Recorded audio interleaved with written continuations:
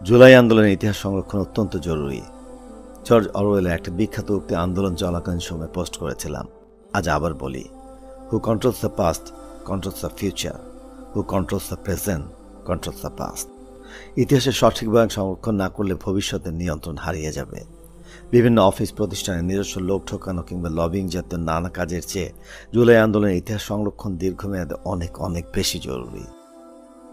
একদম একাডেমিক এবং প্রফেশনালভাবে ইতিহাস সংরক্ষণ করা বিশাল কাজ। অনেক রিসোর্স প্রয়োজন, এক্সপার্টিজ আবশ্যক। সাধারণ মানুষ তো বটেই, স্রেফ নাগরিক উদ্যোগে এ ধরনের কাজ করা বেশ মুশকিল। তাহলে কি ইতিহাস সংরক্ষণে সাধারণ মানুষের করার মতো কিছু নেই? আছে। জুলাই আন্দোলন নিয়ে ওরাল হিস্ট্রি প্রজেক্ট নেওয়া যেতে পারে। মূলত ওরাল হিস্ট্রি হল প্রত্যক্ষদর্শীদের রেকর্ডের ইন্টারভিউর মাধ্যমে ইতিহাস সংরক্ষণ করা। দক্ষিণ আফ্রিকায় বর্ণবাদী শাসন শেষ হওয়ার পর তৈরি করা ট্রুথ অ্যান্ড রিকনসিলিয়েশন কমিশন এই অ্যাপ্রোচে ভিকটিম এবং অপরাধী দুপক্ষের কাছ থেকে ঐতিহাসিক তথ্য সংরক্ষণ করেছিল।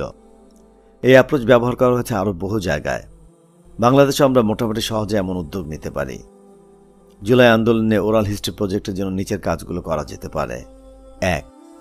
আন্দোলনকারী এবং আহতদের সাথে কথা বলা। বিশেষ আন্দোলনের কি পয়েন্টগুলোতে যাত্রাবাড়ি, শনিরাখড়া, বাড্ডা, রামপুরা, বনশ্রী, উত্তরা যারা আন্দোলন করেছেন ও আহত হয়েছেন তাদের ইন্টারভিউ নেওয়া। 2.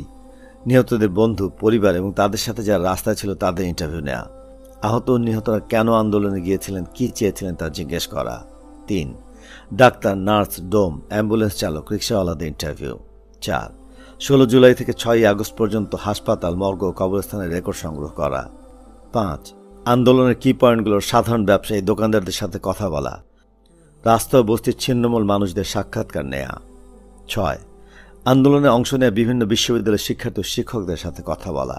7. সাংবাদিক সহ অন্যান্য মিডিয়া প্রফেশনালদের ইন্টারভিউ। এইসব ইন্টারভিউগুলো অ্যানোনিমাসও হতে পারে, আবার ভিডিও আকারেও হতে পারে, যখন যেটা সুবিধা। 8. সম্ভব হলে police, RAB, BGB, Jubo League, Chhatra League এসব খনি বাহিনীর সদস্যদের ইন্টারভিউ নেওয়া। তাদের পরিচয় গোপন রাখা এই শর্তে হতে পারে। 9. Location specific documentation. একটা নির্দিষ্ট এলাকা ধরে ধরে আন্দোলনের ছবি, ভিডিও, হতাহতের তালিকা আলাদা করা। 10. আন্দোলনের টাইমলাইন তৈরি করা। এটা পুরো আন্দোলন এবং নির্দিষ্ট লোকেশন দুই ক্ষেত্রে প্রযোজ্য। 11. News archive. জুলাই 14 থেকে আগস্ট 7 পর্যন্ত তারিখে বিভিন্ন পত্রিকা সংগ্রহ করে রাখা, ফিজিক্যালি এবং ডিজিটালি। 12. Digital archive. আন্দোলনের ছবি, ভিডিও, আন্দোলনের সময় ভাইরাল হওয়া ক্লিপ, স্ট্যাটাস, মিম, গ্রাফিটি ইত্যাদি দিন তারিখ সহ আর্কাইভ করে তোলা। এভাবে এই আন্দোলনের ইতিহাসে অনেক ডিটেল একটা ছবি সংরক্ষণ করা যাবে ইনশাআল্লাহ। আজ হয়তো মনে হচ্ছে এগুলো আমাদের সবার মনে থাকবে, বাট ট্রাস্ট মি, 1 মাস পর দেখবেন অনেক কিছুই ঝাপসা হয়ে আসছে। কাজটা একেবারে সহজ না, তবে অসম্ভব না।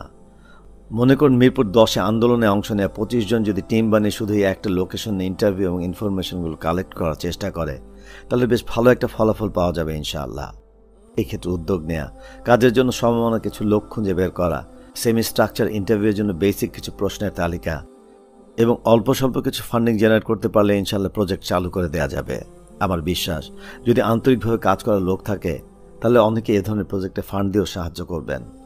জুলাই আন্দোলনের ইতিহাস সংরক্ষণ করা আমাদের জাতীয় দায়িত্ব। এত সুযোগ, এত ম্যাটেরিয়াল থাকার পরও আমরা যদি এই কাজগুলো না করি, তাহলে কাল ইতিহাসের বয়ান হাইজ্যাক করে নতুন কোনো জাহিলিয়াত ফিরে আসলে তার দায় কিছুটা হলে আমাদের ওপর বর্তাবে।